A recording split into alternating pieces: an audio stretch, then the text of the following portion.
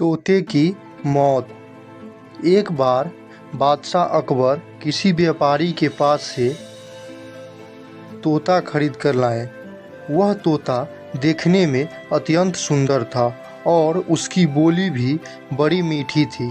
अकबर ने उस तोते की रखवाली के लिए एक सेवक को नियुक्त कर दिया और उसे साफ हिदायत दे दी कि अगर तोता मरा तो तुझे मृत्यु दंड दे दूंगा, और इसके अलावा जिसने भी अपने मुंह से कहा कि तोता मर चुका है उसको भी मृत्यु दंड दूंगा। इसलिए तोते की रखवाली अच्छे से करना। सेवक तोते को लेकर चला गया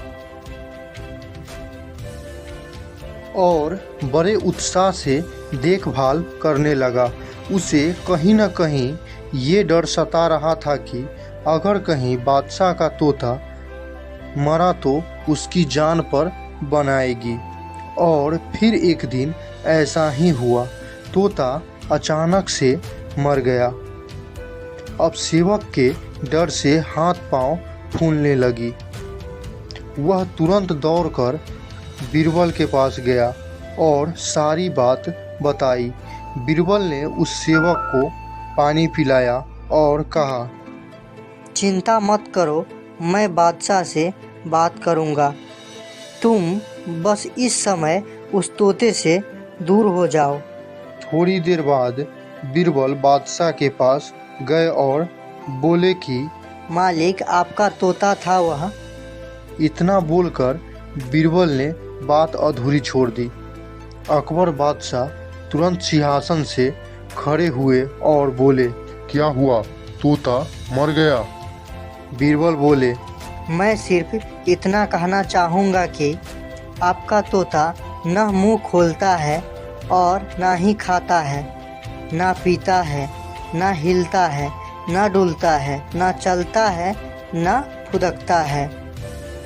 उसकी आंखें बंद हैं और वह अपने पिंजरे में बंद है। आप आइए और ज़रा उसे देखिए। अकबर और बीरबल फौरन उस तोते के पास गए। अरे बीरबल, तोता तो मर चुका है।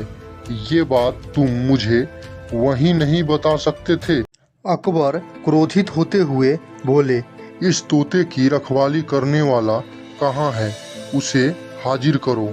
मैं उसे अभी अपनी तलवार से सजाए मौत दूंगा। तब बीरबल बोले, जी, अभी मैं उस रखवाले को हाजिर करता हूँ, लेकिन ये तो बताइए कि आपकी मृत्यु देने के लिए मैं किसको बुलाऊं?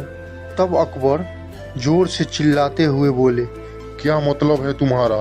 तब बीरबल बोले, आप ही ने कहा था कि जो कोई भी बोलेगा कि तोता मर चुका है उसे भी मौत की सज़ा दी जाएगी। और कुछ देर पहले आप ही के मुंह से यह बात निकली है। अब अकबर को अपनी गलती का एहसास हो गया और बीरबल की इस चतुराई से अकबर हंस पड़े और वे दोनों हंसते हुए दरबार लौट गए। अकबर ने तुरंत घोषणा कर दी कि सेवक पर कोई कार्रवाई नहीं होगी। तोता अपनी मौत मरा है, उसमें किसी का कोई दोष नहीं है। बीरबल उस सेवक को अपनी बुद्धि और चतुराई से बचा लिए। जब भी आप पर कोई संकट आए तो घबराने के बजाय आप अपने बुद्धि और विवेक से काम लें। मूर्ख कौवा और चतुर सियार।